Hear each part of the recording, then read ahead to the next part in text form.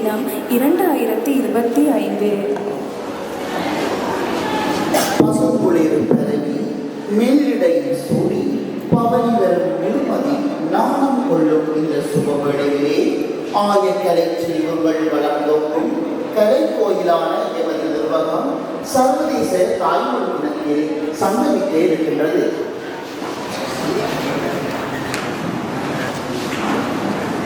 வந்தோரை வரவேற்பது தமிழர் தம் பண்பாட்டு அம்சமாகும். அந்த வகையில் இன்றைய நிகழ்ச்சியுடைய வரவேற்பு அந்த அடிப்படையில் வரவேற்புரையினை வழங்கி சென்ற இமானுவேல் ஈஸ்வரன் கீர்த்தனா அவர்களுக்கு மனமார்ந்த நன்றிகள்.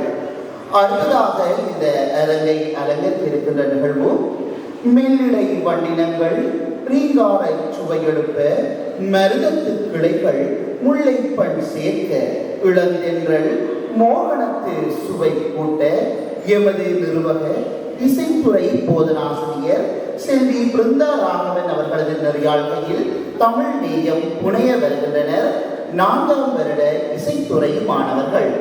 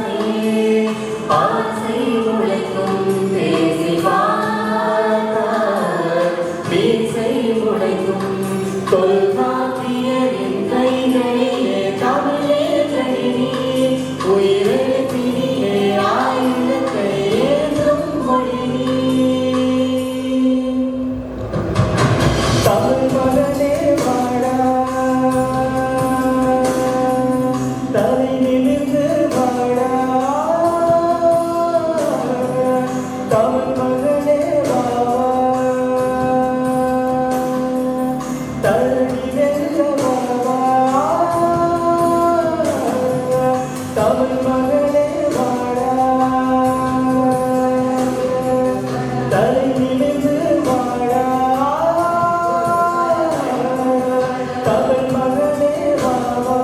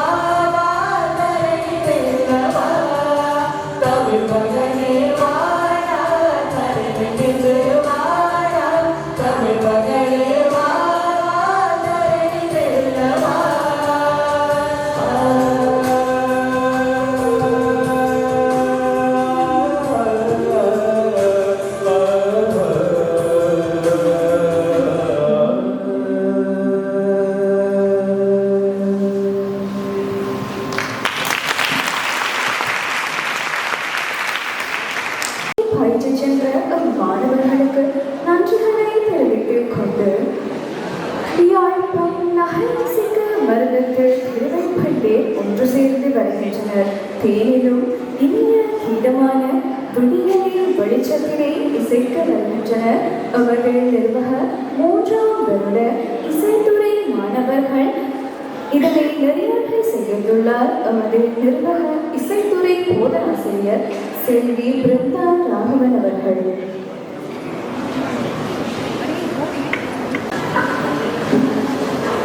Thank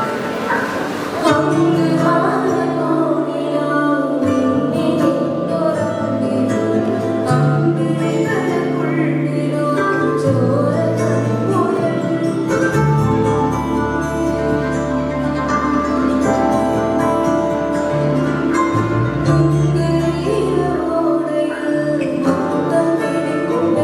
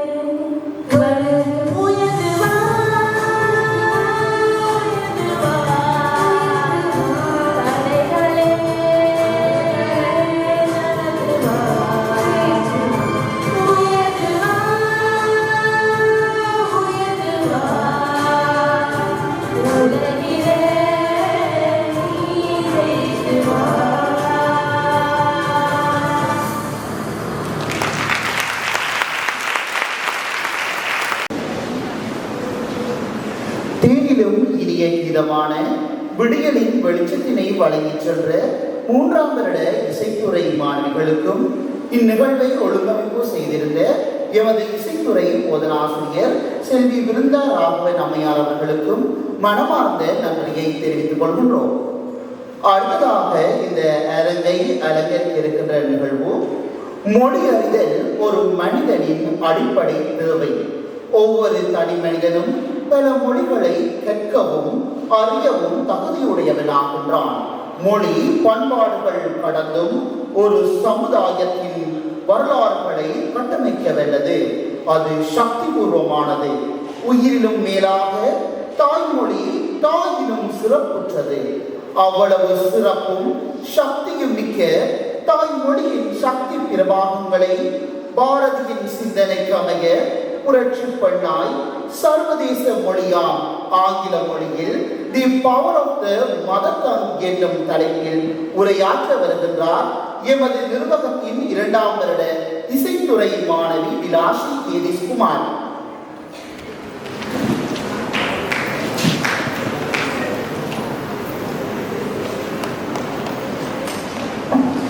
Good evening, everyone.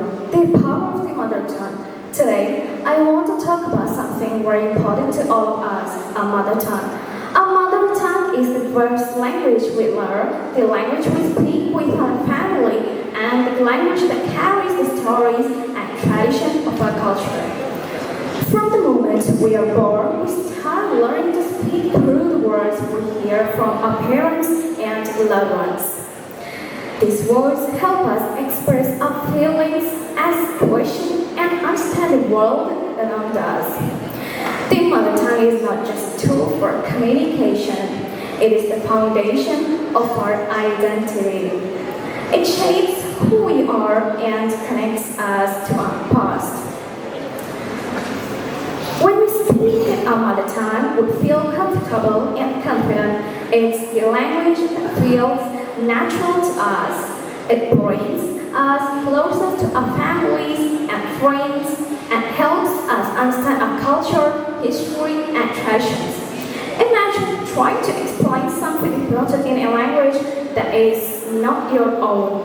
It will be much harder, right? But in your mother tongue, everything flows easily. Our mother tongue is also the key to learning other languages. When we are strong in our first language, it becomes easier to learn new languages. It helps to understand how language works, and this makes it easier to communicate with people from different places.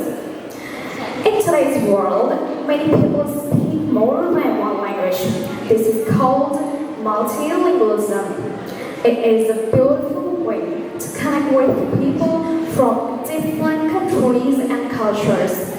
However, it is important to always remember the power of our mother tongue. We must protect it and keep it alive because it is an important part of who we are. In conclusion, our mother tongue is not just words. It is the bridge to our culture, our emotions, and our dreams.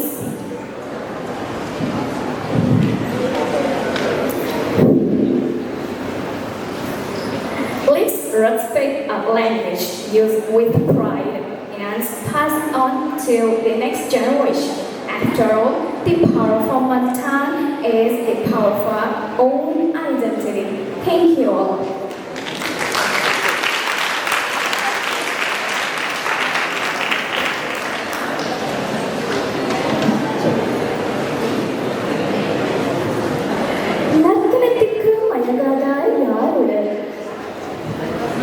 நாட்டியம் கலை பிரவாகத்தின் அடையாளம்.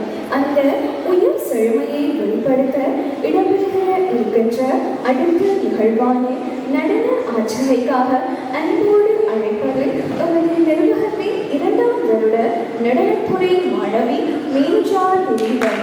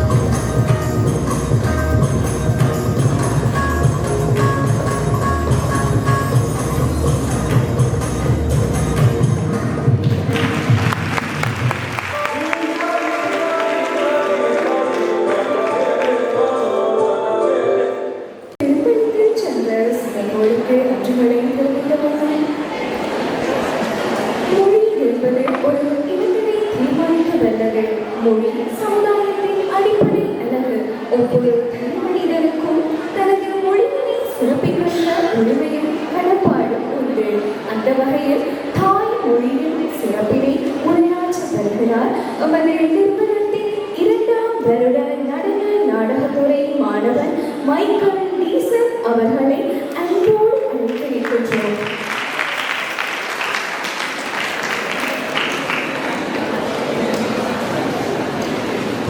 பெருமதிப்பிற்கும் கௌரவத்திற்கும் உரிய எமது நிர்வாகத்தினுடைய பணிப்பாளர் அவர்களே, துறை தலைவர்களே, சிரேஷ்ட விரிவுரையாளர்களே, அவை நிறைந்த ஆன்றோரே சான்றோரே, அனைவரையும் பணிந்தவனாக, தாய் மொழி என்பது ஒரு இனத்தினுடைய அடையாளம். ஒரு இனத்தினுடைய அடையாளம் எம்முடைய மொழியில் தங்கி இருக்கின்றது அல்லது மொழியில் உருவாகின்றது. இனங்கள் மொழியினுடைய உணர்ச்சியினால் பிறந்தவை என்று அறிஞர்கள் கூறுவது இது சான்றாக கொள்ளத்தக்கது. ஒவ்வொரு மொழியினுடைய வரலாறுகளும் பண்பாடுகளும் காலத்துக்கு காலம் வரையறை செய்யப்பட்டிருக்கின்றன. ஆனால் ஒரு மொழியினுடைய வரலாறுகளையும் பண்பாடுகளையும் அதனுடைய வரலாற்று போக்குகளையும் இன்றளவு வரை ஆய்வு செய்து கண்டுபிடிக்க முடியாத அளவிற்கு சென்ற ஒரு இனம் ஒரு மொழி என்றால் அது நம்முடைய தமிழ் இனமும் தமிழ் மொழியும் தான் என்று சொல்வதில் ஒரு தமிழனாக இந்த இடத்திலே நான் பேசிக் கொள்கிறேன். 21ஆம் நூற்றாண்டிலே நின்று கொண்டிருக்கின்ற நாம் 21ஆம் நூற்றாண்டினுடைய உண்மைத்துவங்களை உணர்ந்திருக்கின்ற நாம் எத்தனையோ அழிந்து போன அல்லது மறைந்து போன மொழிகளை பற்றி கேட்டிருப்போம் அல்லது தெரிந்திருப்போம் அல்லது உணர்ந்திருப்போம். ஆனால் வரலாறுகளை ஆய்வு செய்து கண்டுபிடிக்க முடியாததால் தான் எங்களுடைய தமிழ் மொழியை கல்தோன்றி மண் தோன்றா காலத்தே முன் தோன்றிய மூத்த மொழி என்று அறிஞர்கள் வரையறை செய்கின்றனர். அன்பான சகோதர சகோதரிகளே, எங்களுடைய தாய்மொழி தினத்திலே எங்களுக்கு என்று சில கடப்பாடுகள் இருக்கின்றன, பொறுப்புகள் இருக்கின்றன. எங்களுடைய மொழி தக்கன பிழைத்து இன்றும் நிலைத்திருக்கிறது என்றால் பிற மொழிகளையும் தன்னகத்தை ஈர்த்து கொள்கின்றது அல்லது தன் இயல்புகளை எடுக்க வைக்கின்றது. தமிழ் பல மொழிகளினுடைய அதாவது பிற்கால சேர்க்கைகளினுடைய கூட்டு என்று சொல்வார்கள். பல சமஸ்கிருத மொழிகளின் மொழி இருக்கின்றன, போர்த்துகேய மொழி சொற்கள் இருக்கின்றன, ஒல்லாந்த மொழி சொற்கள் இருக்கின்றன. இத்தனை மொழி சொற்கள் இருந்தாலும் அது அத்தனையையும் நாங்கள் தமிழாக பயன்படுத்துகின்றோமே தவிர வேறு மொழியாக பயன்படுத்துவது கிடையாது. இன்று வாட்ஸ்அப் சேட்டிலே நாங்கள் அம்மா வீட்டுக்கு வந்துட்டாவா என்று கேட்பதற்காக AMAM அம்மா AMMA அம்மான்னு டைப் பண்ணுகிறோம். ஆங்கில மொழி எங்களுடன் கலந்திருக்கின்றது. ஆங்கிலத்தை பேசுகின்றோம், ஆங்கிலத்தினுடைய போக்குகளை உணர்ந்திருக்கின்றோம்.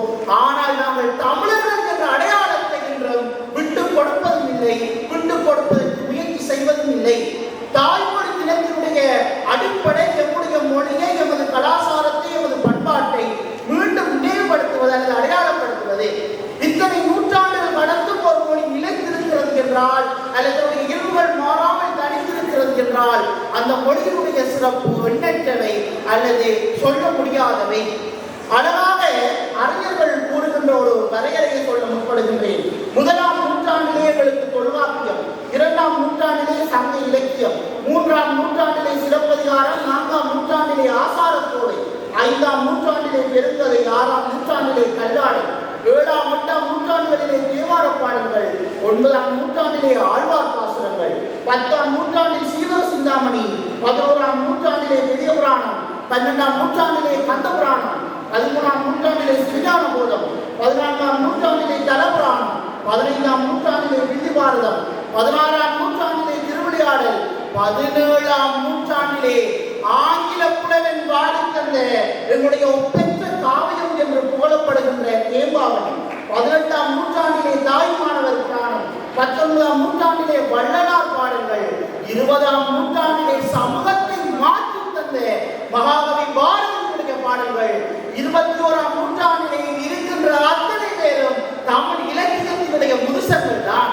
இன்றளவும் தமிழை நேசித்து நிலைத்து உயிர் வர வைக்கின்ற நாம் தமிழ் இனத்தினுடைய அடையாளங்களை அடுத்த சமுதாயத்திற்கு நகர்த்த வேண்டிய தேவை நம்மிடம் இருக்கின்றது.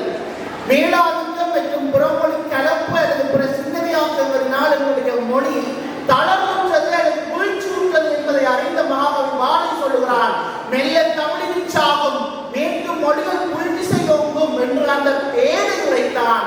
இங்கு நாங்கள் அடையாளப்படுத்த வேண்டியது அந்த பேரை உரைத்தான். அது நடந்திடலாமா என்று பாரதி எழுந்த அந்த எழுச்சி இன்று வரை கடைசியிலே இருக்கின்ற மாணவர்களை எத்தனைத்திருக்கின்றது.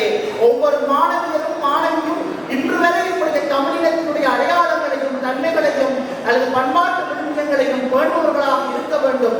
அதுவே நம்முடைய கலைக்கல்லூரி தந்திருக்கின்ற பாடம்.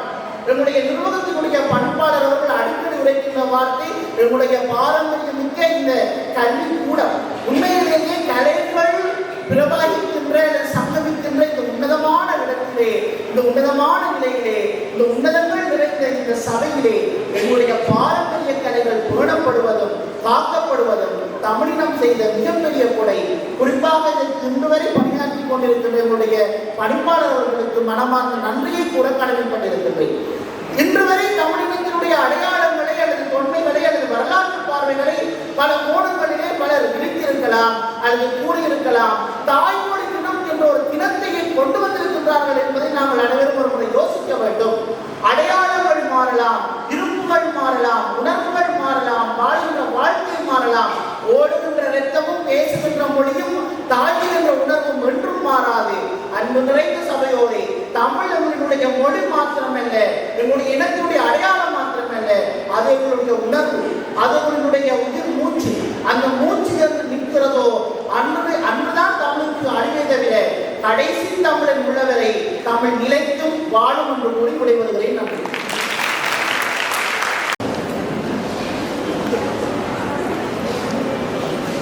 அருமையான உரையாற்றினை எமது தாய்மொழியால் தமிழில் ஆற்றச் சென்ற சக நண்பருக்கு நன்றிகளை தெரிவித்துக் கொண்டு குறிச்சி சோலையின் முடிவிலா ஒத்தாழமாய் அந்த ஒளி பிரவாகமாய் சிலம்பு கூறும் தமிழகங்காய் பாரதி கண்ட புதுமை பெண்ணாய் சிறப்புற்று சிறப்பு அதிதியாக வீற்றிருக்கும் எங்கள் நிர்வாகத்தின் மொழி கற்கைகள் அழகின் பேராசிரியர் திருமதி வானதி பகிரதன் அம்மணி அவர்களை சிறப்புரை ஆற்ற வருமாறு விழாக்குழு சார்பாக அழைத்து நிற்கின்றோம்.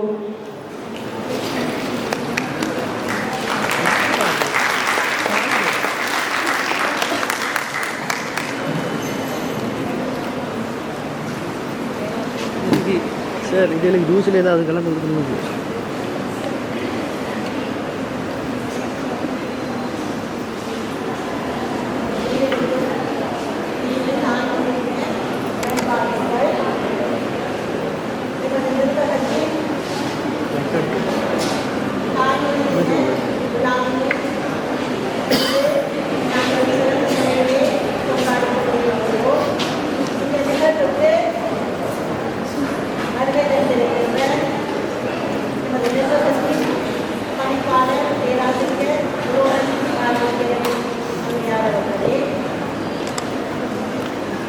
துறை தலைவர்களே, விரிவுரையாளர்களே, போதனாசிரியர்களே மற்றும் மாணவர்களே அனைவருக்கும் அன்பார்ந்த வணக்கங்கள்.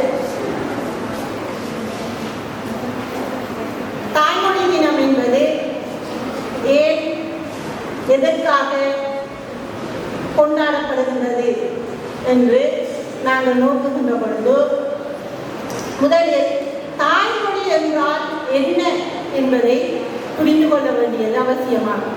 அதாவது ஒரு குழந்தை பிறந்தது முதல் தன் தாயிடம் கற்றுக்கொள்ளுகின்ற மொழி தான் அதனுடைய தாய்மொழியாக அமைந்திருக்கும். இது மனிதர்களுக்கு மட்டுமன்றி அனைத்து ஜீவராசிகளுக்கும் அதனுடைய பாஷை அமைந்ததாக அது அமைந்தது. அதனுடைய மொழி அது இருக்கும். விலங்குகளானால் கூட மனிதர்களானால் கூட அது தன்னுடைய தாயிடமிருந்து ஒவ்வொரு தனது சமூக பிராணியாக தன்னை இசைவாக்கிக் கொள்வதற்காக அது கற்றுக்கொள்ளுகின்ற தொடர்பாடலுக்கான மொழிதான் இந்த தாய்மொழி.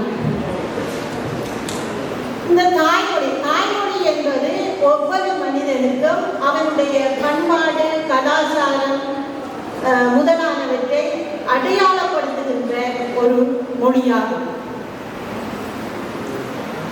இந்த தாய்மொழி தினம் உருவான ஒரு வரலாறு நீங்கள் அறிந்திருப்பீர்கள். அதாவது பாகிஸ்தான் இந்தியாவிலே இருந்து பிரிந்த பொழுது கிழக்கு பாகிஸ்தான், மேற்கு பாகிஸ்தான் என இரண்டாக பிரிந்தது. இந்த கிழக்கு பாகிஸ்தானை சேர்ந்தவர்கள் பேசுகின்ற பெரும்பான்மையானவர்களுடைய மொழி வங்க மொழி. சிறுபான்மையினரே உருது மொழியை அங்கே பேசியிருந்தார்கள். அப்ப இந்த சந்தர்ப்பத்திலே அரச மொழியாக, தேசிய மொழியாக உருது மொழியை அறிவித்த சந்தர்ப்பத்திலே தங்களுடைய இந்த பெரும்பான்மையான பேசுகின்ற இந்த வங்க மொழியாளர்கள் தங்களுடைய மொழி தேசிய மொழியாக அறிவிக்கப்பட வேண்டும் என்ற தங்களுடைய அடிப்படை உரிமையினை கேட்டு போராட்டம் நடத்தினார்கள். 1952 இந்த போராட்டம் நடைபெற்றது. இந்த போராட்டத்தின் போது உயிரிழந்த மாணவர்கள் 4 மாணவர்கள் உயிரிழந்தார்கள். இந்த மாணவர்களுடைய அந்த அவர்களுடைய உயிருக்கான அந்த அர்ப்பணிப்பினை நினைவு கூறும் முகமாகத்தான் இந்த உலக தாய்மொழிகள் தினம் யுனெஸ்கோ நிறுவனத்தினால் 1999 அதனுடைய சபையிலே ஒரு உலகளாவிய ரீதியில் ஏற்றுக்கொள்ளப்பட்ட ஒரு தினமாக கொண்டாட வேண்டும் என கருத்து முன்வைக்கப்பட்டது. அதனைத் தொடர்ந்து 2000 ஆண்டு அது ஏற்றுக்கொள்ளப்பட்டு இந்த உலக தாய்மொழிகள் தினம் சர்வதேச ரீதியிலே அனைத்து நாடுகளிலும் விழாவாக கொண்டாடப்பட வேண்டும் என்ற நோக்கில் அது பிரகடனப்படுத்தப்பட்டது. இந்த உலக தாய்மொழிகள் தினமானது ஆரம்பிக்கப்பட்டு இன்றைய இந்த ஆண்டிலே 25 ஆண்டுகள் பூர்த்தியாகின்றது. அதை முன்னிட்டு ஒவ்வொரு வருடமும் தாய்மொழிகள் தினத்தினை ஒவ்வொரு தொழிற்பொருளிலே அல்லது ஒவ்வொரு கருப்பொருளிலே கொண்டாடுவதை இந்த யுனெஸ்கோ அறிவிக்கும்.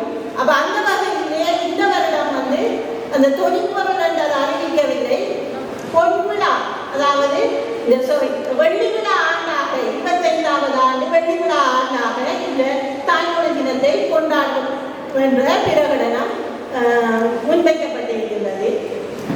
இந்த 25 ஆண்டுகள் பூர்த்தியாகின்ற இந்த நிலையிலே சர்வதேச தாய்மொழி தினம்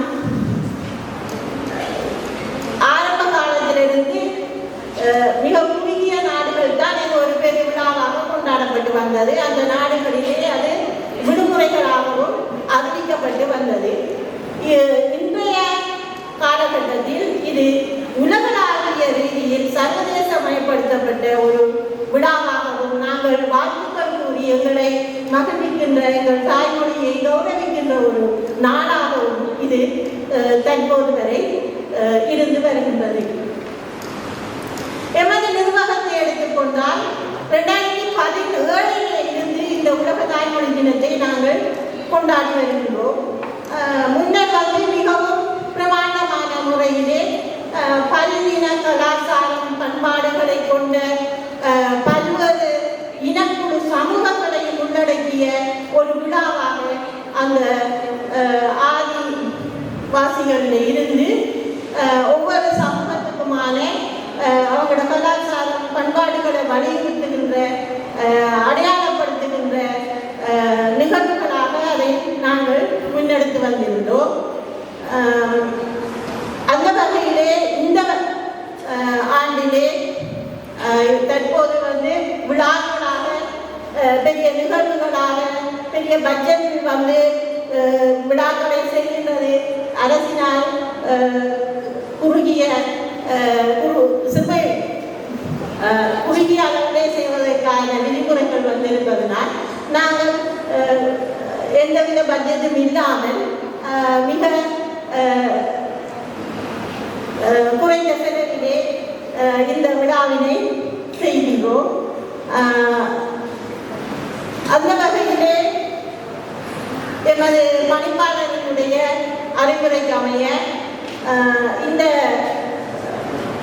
நிகழ்வினையொட்டி ஒரு ஓவிய கண்காட்சியினையும் எமது கட்டிட தொழில்நுட்பத்துறையினுடைய உதவியுடன் ஏற்பாடு செய்திருந்தோம்.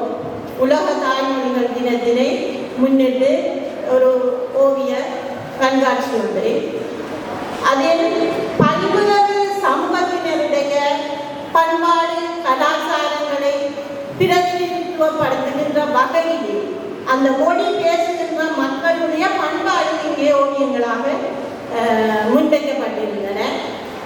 இதை தவிர பல்வேறு நிகழ்வுகளும் மொழி தொடர்பான நிகழ்வுகளும் இங்கே ஏற்பாடு செய்யப்பட்டிருந்தது.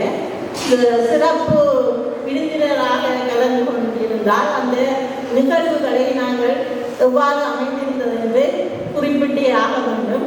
எனக்கு முன்னுக்கு அந்த உரை அமைந்திருந்ததால் அனைத்து நிகழ்வுகளையும் பற்றி சொல்ல முடியாது. இங்கே நடைபெற்ற நிகழ்வுகள் மிகவும் சிறப்பான முறையில் அமைந்திருந்தது. எமது தாய்மொழி தினத்திலே எமது தமிழ் மொழியினுடைய சிறப்பை நாங்கள் சொல்லியே ஆக வேண்டும். தமிழிலே உலகிலே தோன்றிய முதல் மொழி தமிழ் மொழி என்று சொல்லுவாங்க. அதற்காகத்தான் அதை விமர்சனம் ஆய்வாளர்களுடைய கூற்று அல்ல, விமர்சகர்கள் சொல்லுவார்கள். கல் தோன்றி மண் தோன்றா காலத்து முன் தோன்றி மூத்த தமிழ் என்று. அதாவது மொழியினுடைய பழமையை சொல்வதற்காகத்தான் இந்த கூற்று முன்வைக்கப்படுகிறது. அப்ப அந்த வகையில் உலக மொழிகளிலேயே முதலாவது தோன்றிய இலக்கண நூல், ஒரு மொழிக்கு இலக்கண நூல் தோன்றியது என்றால் அது தமிழ் மொழியில தான் முதலாவதாக தோன்றுகிறது.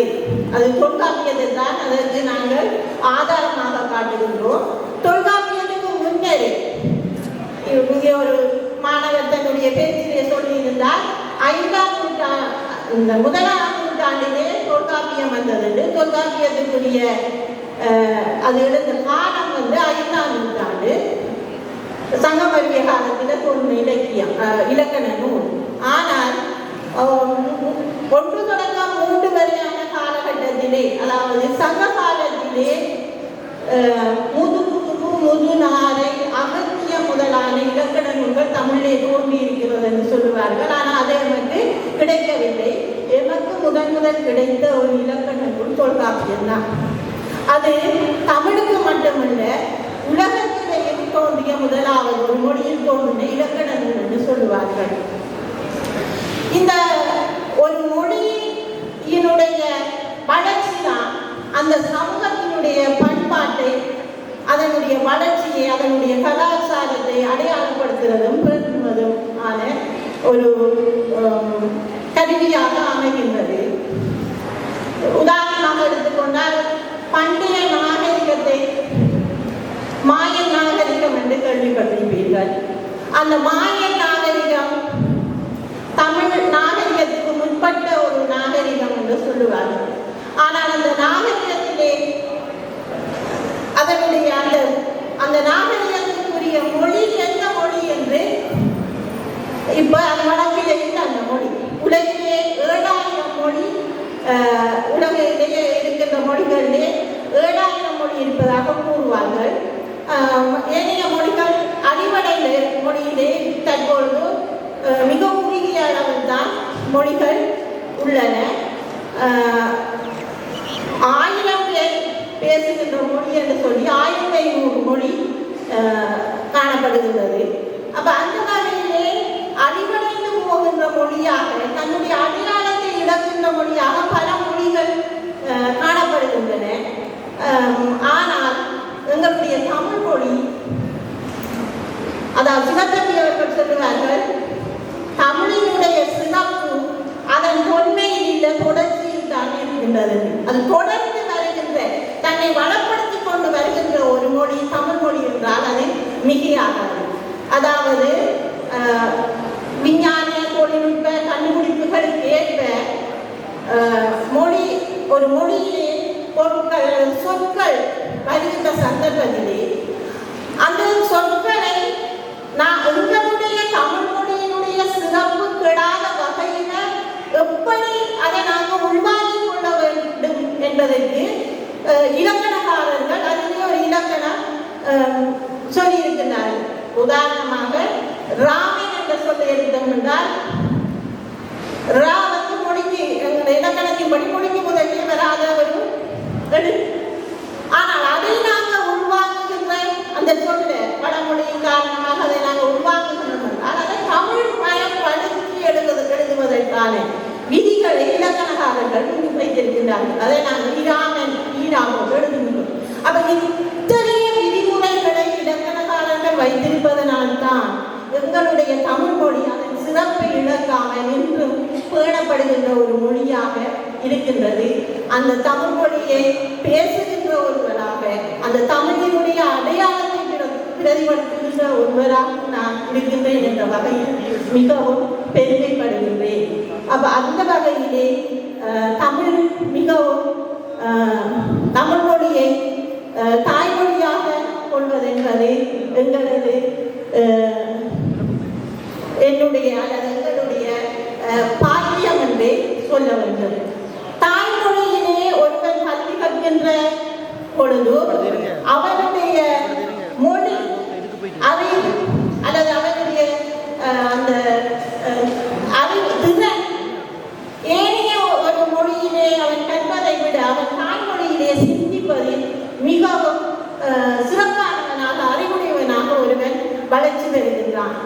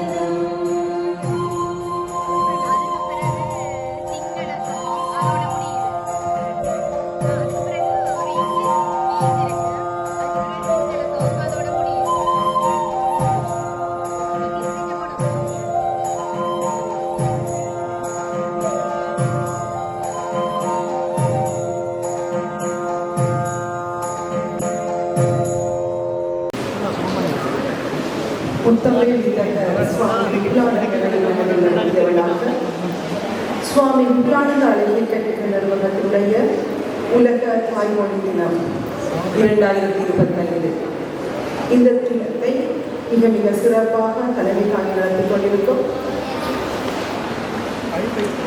மொழித்துறையினுடைய ஒருங்கிணைப்பாளர் துளசி வந்தனா அவர்களையும் இந்த நிகழ்விற்கு சிறப்பு அதிதியாக கடந்து சிறப்பித்துக் கொண்டிருக்கும் பேராசிரியர் வானதி பகீரதன் அவர்களையும் துறை தலைவர்கள் ஒருங்கிணைப்பாளர்கள் சிரேஷ்ட விரிவுரையாளர்கள் பொதுநாசிரியர்கள் கல்விசார் ஊழியர்கள் அரசுல இருந்தது அதை நான் சொல்லியிருந்தேன்.